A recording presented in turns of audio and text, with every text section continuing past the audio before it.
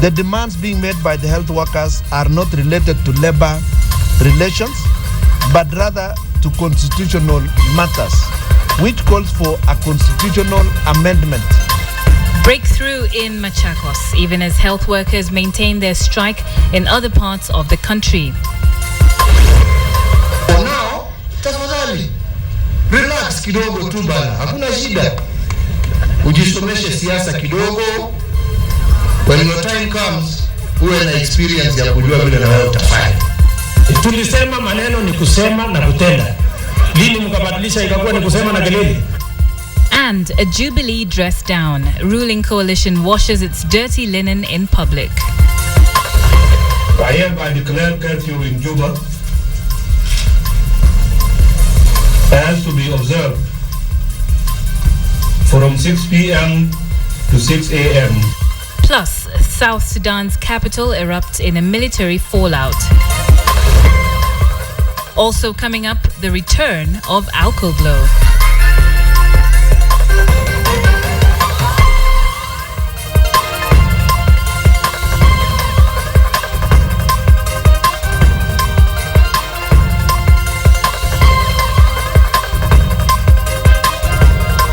A very good evening to you. I'm Nancy Kachangira. Thank you for joining me here on KTN Prime for the day's top news, business and sports stories. We're live on the air and online. We begin now with an update on the health workers' strike. The striking health workers may actually lose their salaries if they continue to refuse to return to work. Now, the Council of Governors says that striking workers will be deemed to have absconded duty and will not be paid their salaries. But as Rita Tanina reports, the workers have declared that they will not abandon their strike before their demands over the devolution of health services are met. Day 6 of the strike by health workers, including doctors, nurses and clinical officers. A section of the striking workers took to the streets and later marched to the Ministry of Health headquarters at Afya House.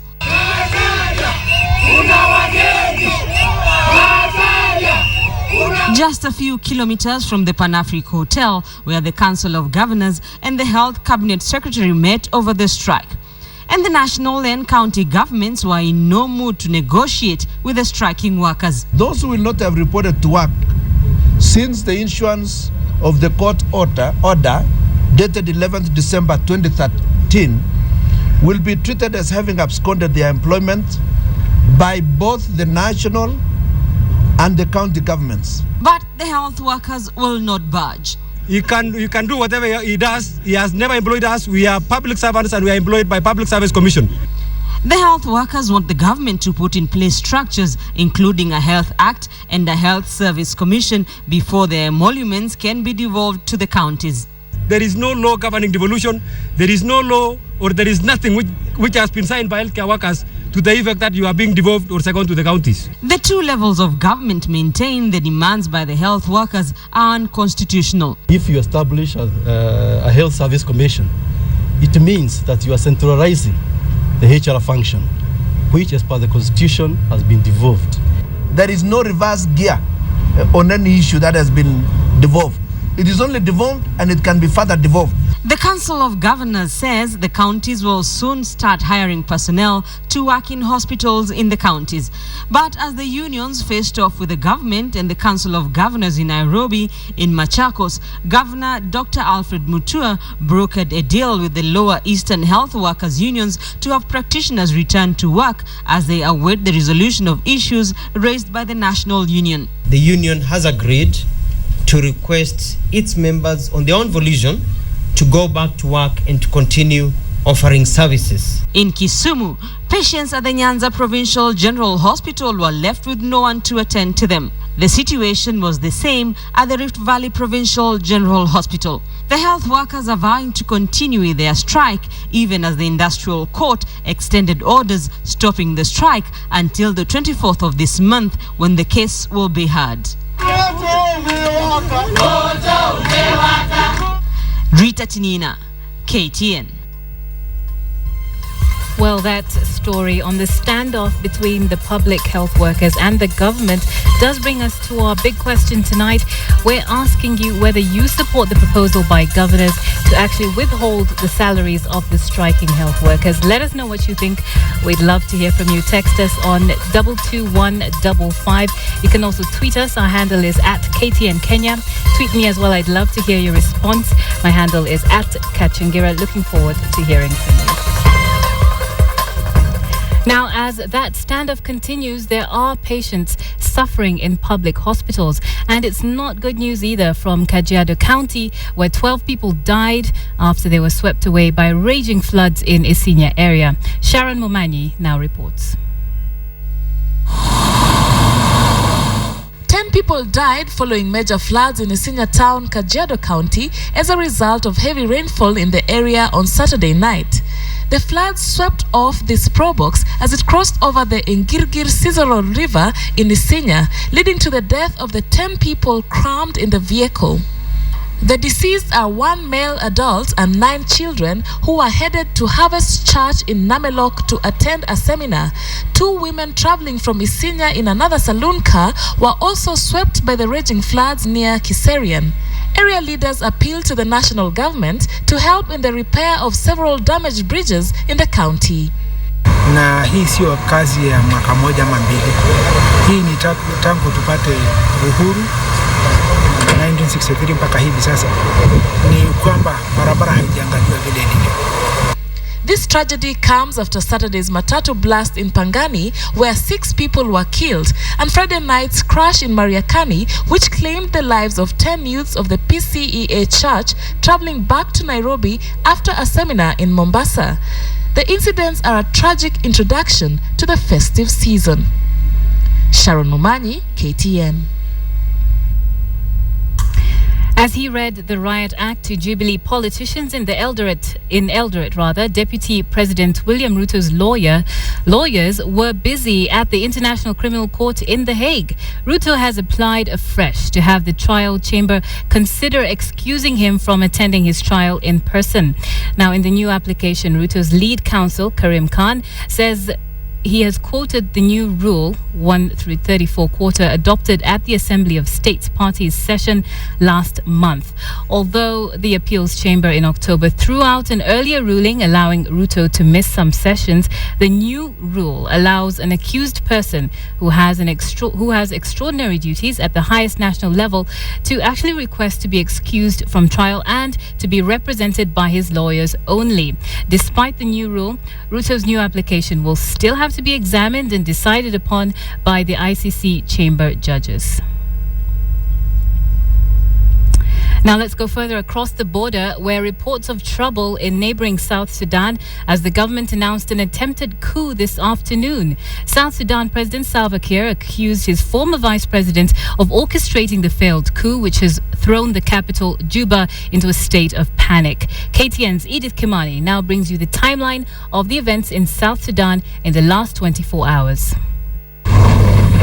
Sunday evening around 10 p.m., reports of gunfighting and explosions begin to trickle out of Juba. Details are sketchy, but social media users report ongoing fire exchange throughout the night. It is not until Monday morning that the world's attention turns to the capital of the world's youngest republic. A faction of the Presidential Guard allied to former South Sudanese Vice President Riek Machar is later accused of having triggered the fight with the pro-government side of the military. The fighting continues until midday, when tensions reportedly cool. The scarce information coming out of South Sudan is from citizens and expatriates living in the capital.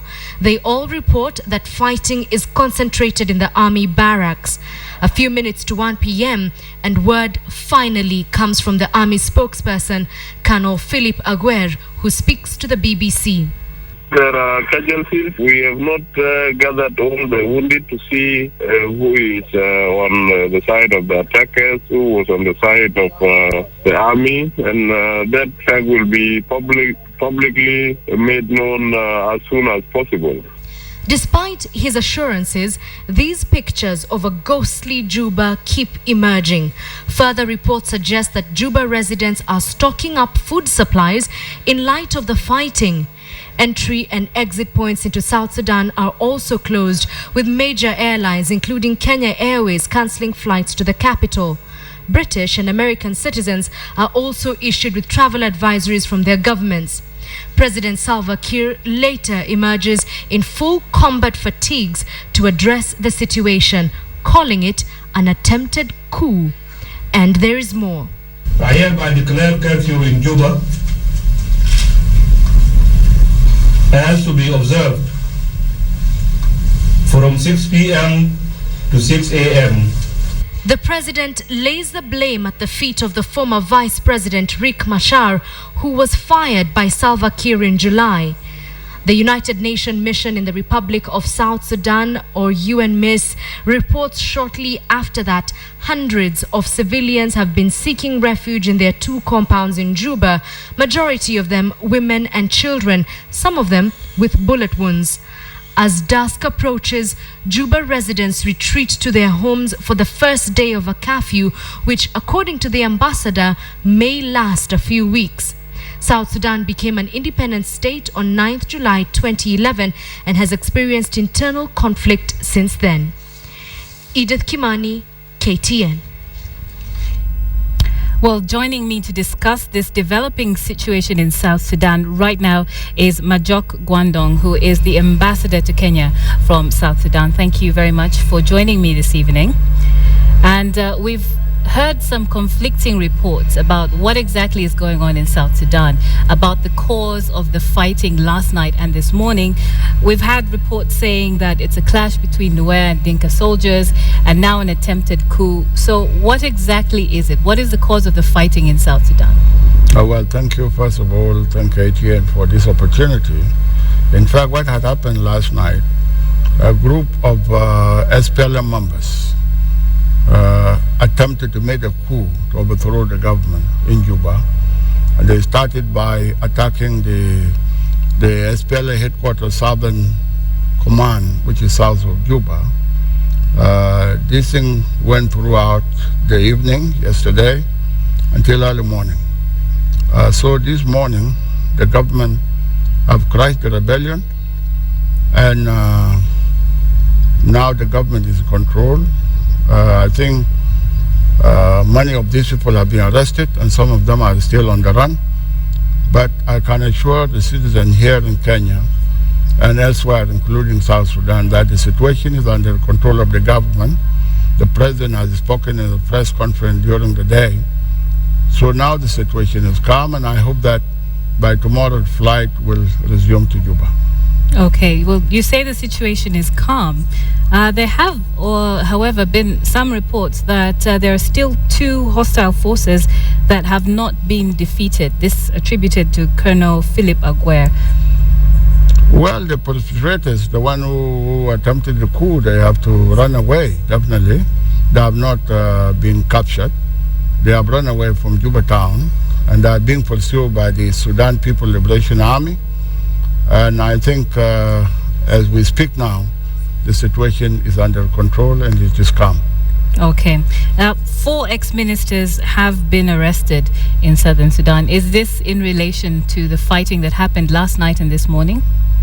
Yeah, I don't know how many people that have been arrested, but number of people who were associated with the coup has been arrested. And I believe that the 4 that you have mentioned also are part and parcel of what had happened last night. Okay. And is this then something that we can say for sure was an attempted coup? Yeah, definitely, because what do you do when you attack a military headquarters? What do you do when you kill innocent people? So it is an attempted coup, and I think it is unfortunate that this country, a very new country, only 2 years old, for people to just now begin power struggle. It is not the right way. There's going to be an election next year. Anybody who wanted to contest should have waited until next year, wherever people are going to test to elect their own leaders. Okay. So what does the government plan to do to make sure a situation like this does not occur again? Well, the government is now in control. The president has said those who have done this act will be brought to justice. And I believe the government now will be he has been alerted. And I think the government will now see into it that some of these elements that are trying to disturb peace in the country must be watched very carefully. But clearly there are some underlying tensions. If we look back at Saturday's meeting, for example, of the National Liberation Council, which did not seem to go too well, it seems that this is more than just stifling a coup. What about those underlying tensions? What is the government planning to do about that? Well, the group, they met on the 6th of December. They made a press conference while the president was in Paris. And when the president came on Sunday, he came and proceeded the following day to the funeral of late President of South Africa, Nelson Mandela. And then from South Africa, he flew to Kenya to attend the Jubilee anniversary of Kenya, 50 years of independence. And the same day, he went back to Juba. The tension was already there, which was created by the press conference that were held by the group. And I think the government were aware from that time that the group was intending to do something. All right. Now let's talk a little bit about Southern Sudan's application to join the East African community. In light of these recent events, do you think that this will have a lasting implication on that application, seeing as already there are some factions that are fighting against it? For example, the Uganda Traders Association, who have recently tried to block that move. Do you think this will have a lasting implication on that? Well, I don't think so, because the application of South Sudan was launched last year by the President of the Republic, His Excellency General Salva Kiir Mayardit, and I think it was well received by the leaders of the region. It is just a question of time. There was a technical committee sent to Juba 3 months ago, which came back from the East African community, and they recommended South Sudan to start the process of joining the East African community.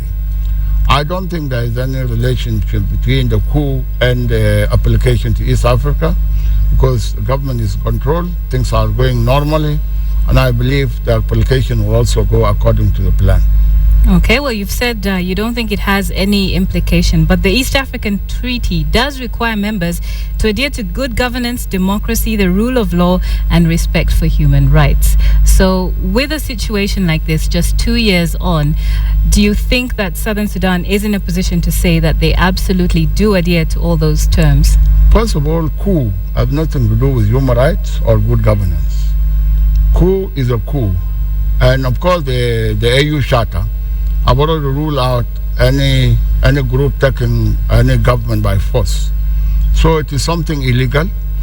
And when you have an illegal situation, there is no way you can talk about human rights, because if the group respected human rights, they would have not attempted in the first place to take the government by force. All right. Well, thank you very much for joining us this evening. It was a pleasure speaking to you. Thank you very much. Okay, that was South Sudan's ambassador to Kenya joining us to talk about the situation developing there.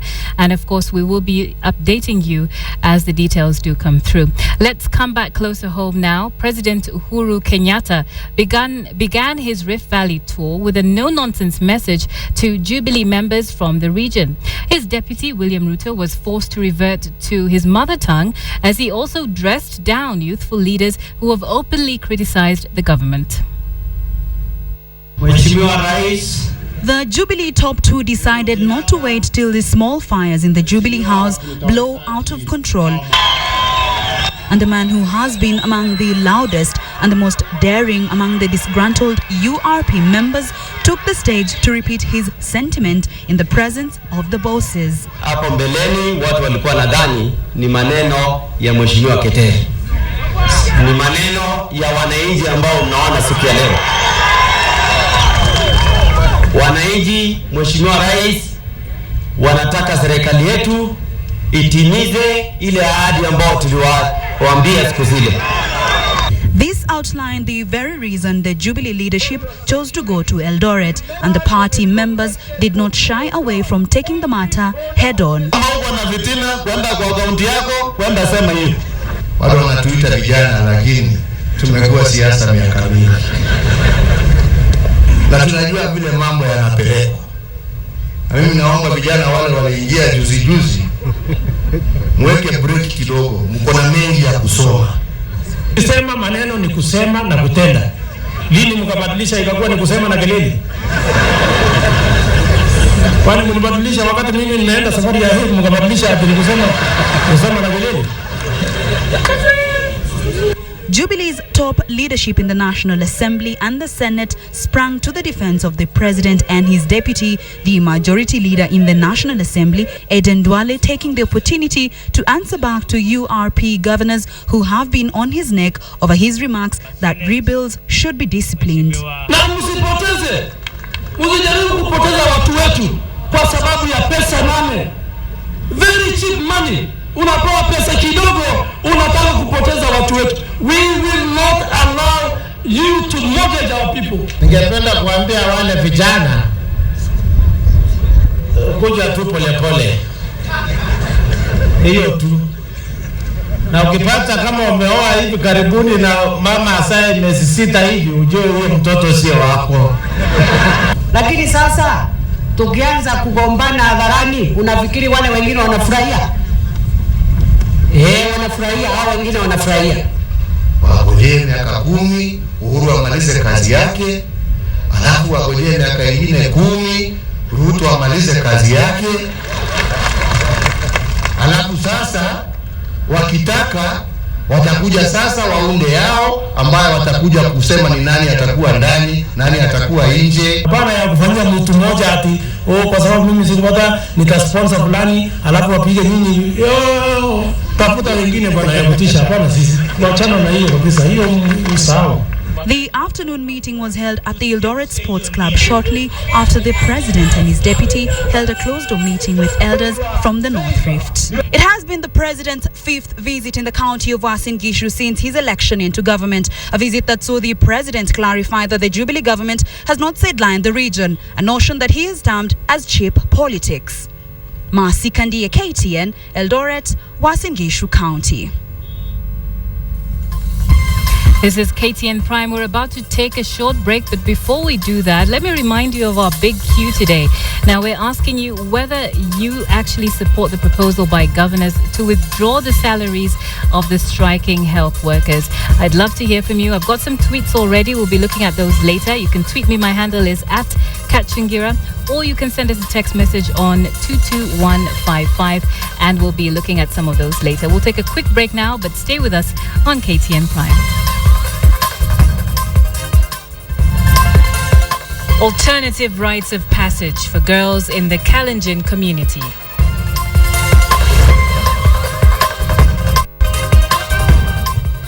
Sina pesa, sina namna, na madaktari wameenda mgomo. Tungeomba tu serikali itusaidie.